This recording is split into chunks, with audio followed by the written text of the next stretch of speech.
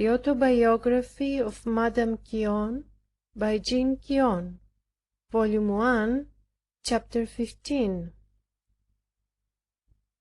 On my arrival at home, I found my husband taken with the gout and his other complaints. My little daughter was ill and like to die of the smallpox. My eldest son, too, took it, and it was of so malignant a type that it rendered him as disfigured as before he was beautiful. As soon as I perceived the smallpox was in the house, I had no doubt but I should take it. Mother Granger advised me to leave if I could. My father offered to take me home with my second son, whom I tenderly loved. My mother-in-law would not suffer it.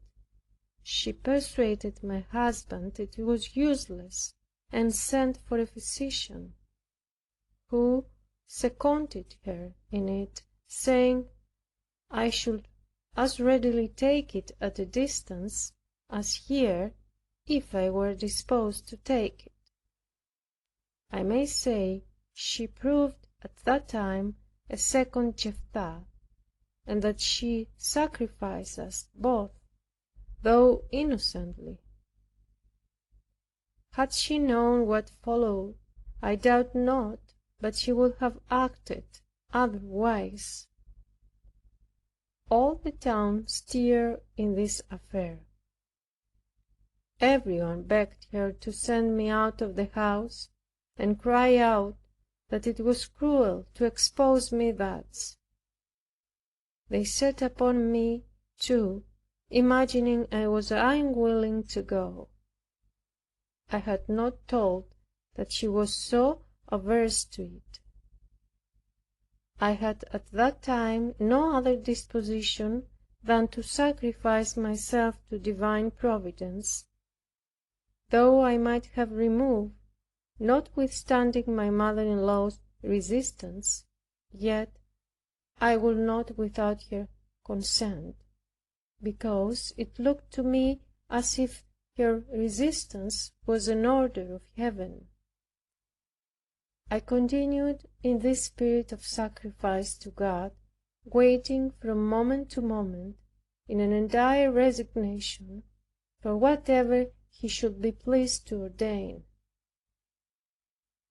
I cannot express what nature suffered. I was like one who sees both certain death and an easy remedy, without being able to avoid the former or try the latter.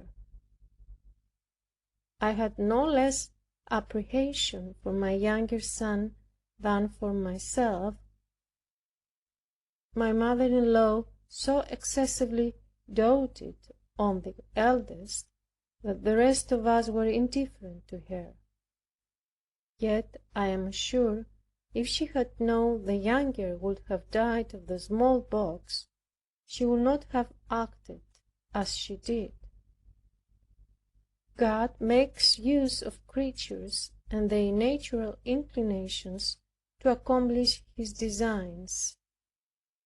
When I see in the creatures a conduct which appears unreasonable and mortifying, I mount higher, and look upon them as instruments both of the mercy and justice of God. His justice is full of mercy. I told my husband that my stomach was sick and that I was taking the smallpox. He said it was only imagination. I let Mother Granger know the situation I was in. As she had a tender heart, she was affected by the treatment I met with, and encouraged me to offer myself up to the Lord. At length nature, finding there was no resource, consented to the sacrifice which my spirit had already made. The disorder gained ground apace. I was seized with a great shivering and pain both in my head and stomach. They would not yet believe that I was sick. In a few hours it went so far that they thought my life in danger. I was also taken with an inflammation on my lungs, and the remedies for the one disorder were contrary to the other. My mother-in-law's favorite physician was not in town, nor the resident surgeon. Another surgeon said that I must be bled, but my mother-in-law would not suffer it at that time. I was on the point of death for the want of proper assistance. My husband, not being able to see me, left me entirely to his mother. She would not allow my physician but her own to prescribe from me, and yet did not send for him, though he was within a day's journey. In this extremity I opened not my mouth. I looked for life or death from the hand of God, without testifying the least uneasiness. The peace I enjoyed within, on account of that perfect resignation in which God kept me by His grace, was so great that it made me forget myself in the midst of oppressive disorders. The Lord's protection was indeed wonderful. How often have I been reduced to extremity, yet He never failed to succor when things appear more desperate. It pleased Him so to order it, that the skillful surgeon who had attended me before, passing by our house, inquired after me. They told him I was extremely ill. He alighted immediately and came to see me. Never was a man more surprised when he saw the condition I was in. The smallpox, which could not come out, had fallen on my nose with such force that it was quite black. He thought there had been gangrene and that it was going to fall off. My eyes were like two galls, but I was not alarmed. At that time I could have made a sacrifice of all things, and was pleased that God should avenge Himself on that face, which had betrayed me into so many infidelities. He also was so affrighted that he went into my mother-in-law's room and told her that it was most shameful to let me die in that manner for want of bleeding. She still opposed it violently, so that in short she told him flatly that she would not suffer it until the physician returned. He flew into such a rage at seeing me thus left without sending for the physician, that he reproved my mother-in-law in the severest manner. But it was all in vain. He came up again presently and said, "If you choose, I will bleed you and save your life." I held out my arm to him, and though it was extremely swelled, he bled me in an instant. My mother-in-law was in a violent passion. The smallpox came out immediately. He ordered that they should have me bled again in the evening, but she would not suffer it. Fear of displeasing my mother-in-law, and a total resignation of myself into the hands of God, I did not retain him.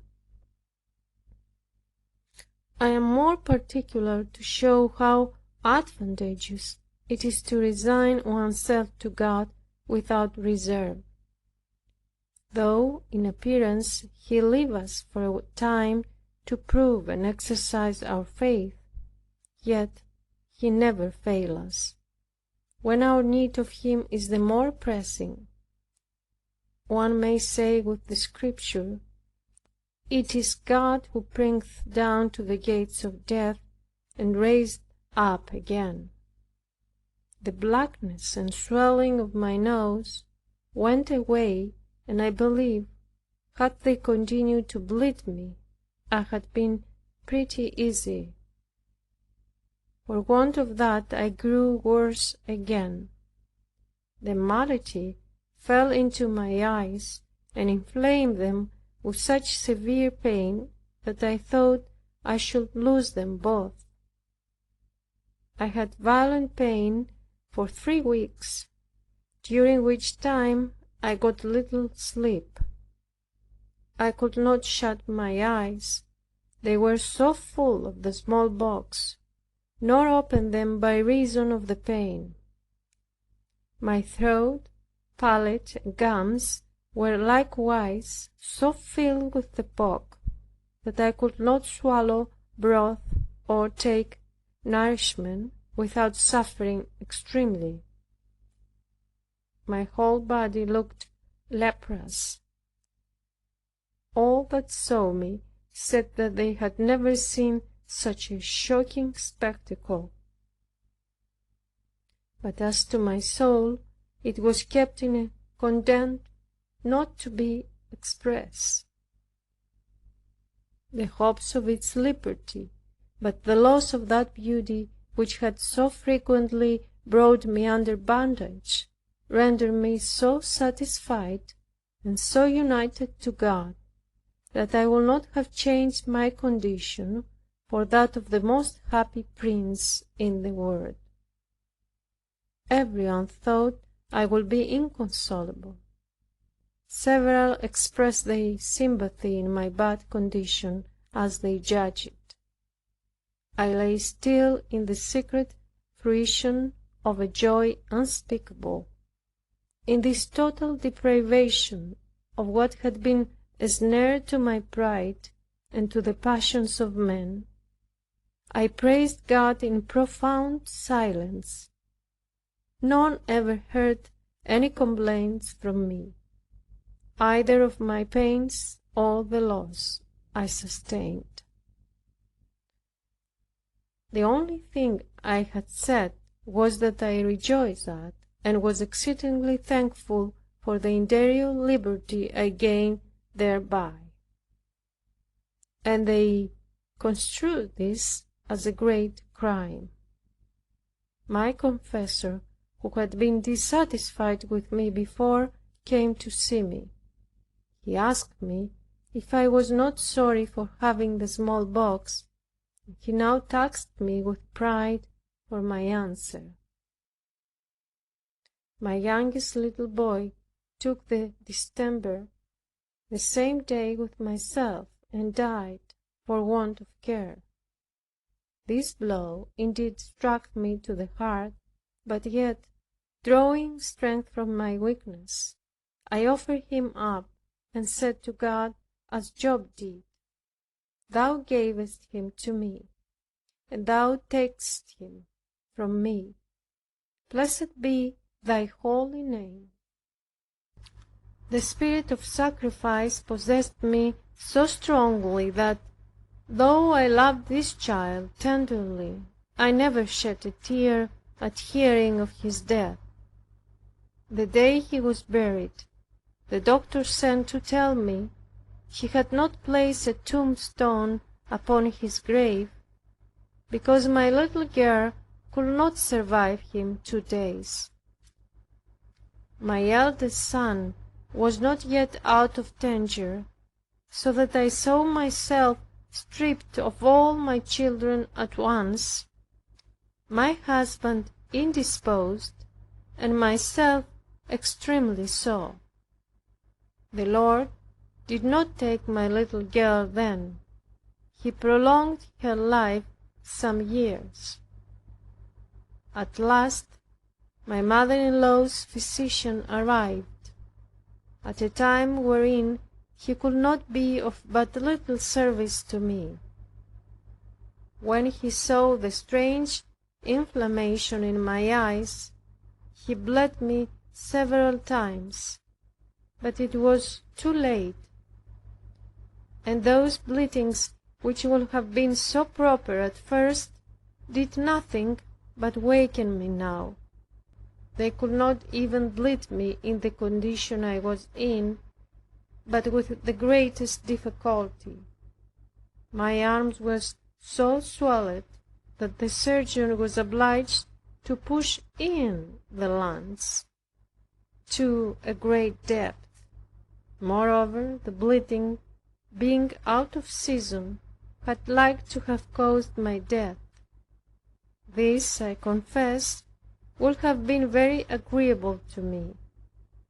I looked upon death as the greatest blessing for me, yet I saw well I had nothing to hope in that side, and that instead of meeting with so desirable an event, I must prepare myself to support the trials of life.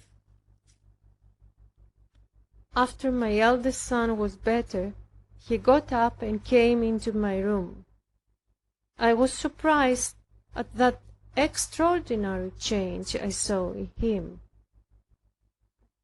His face, lately so fair and beautiful, was become like a coarse spot of earth, all full of furrows. That gave me the curiosity to view myself. I felt shocked, for I saw that God had ordered the sacrifice in all its reality. Some things fell out by the contrariety of my mother-in-law that caused me severe crosses. They put the finishing stroke to my son's face.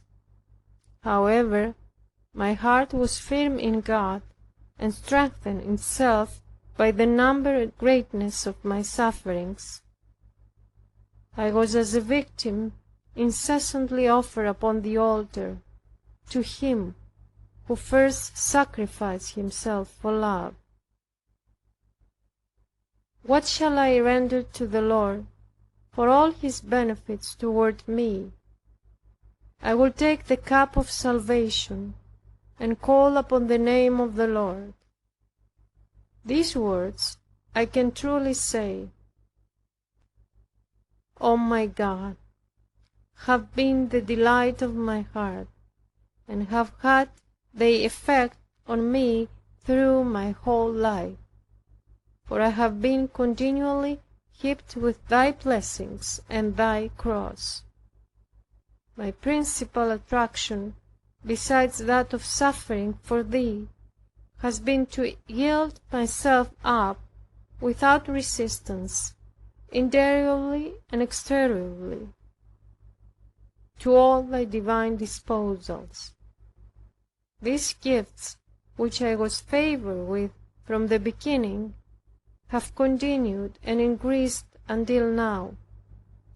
Thou hast thyself guided my continual crosses, and led me through paths impenetrable to all but thee.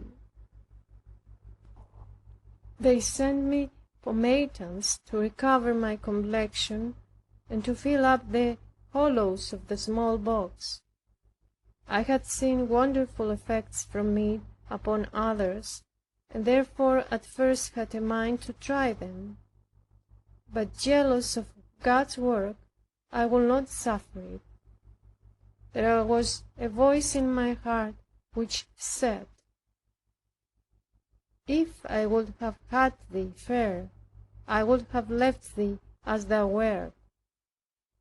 I was therefore obliged to lay aside every remedy, and to go into the air, which made the pitying worse, to expose myself in the street when the redness of the smallpox was at the worst, in order to make my humiliation triumph where I had exalted my pride. My husband kept to his bed almost all the time, and make good use of his indisposition, only as he now lost that which before gave him so much pleasure in viewing me, he grew much more susceptible to impressions which any gave him against me. In consequence of this, the persons who spoke to him to my disadvantage, finding themselves now better hearkened to, spoke more boldly and more frequently. There was only Thou, O my God, who changed not for me. Thou didst redouble my interior graces, in proportion as Thou didst augment my exterior crosses. End of chapter 15, volume 1.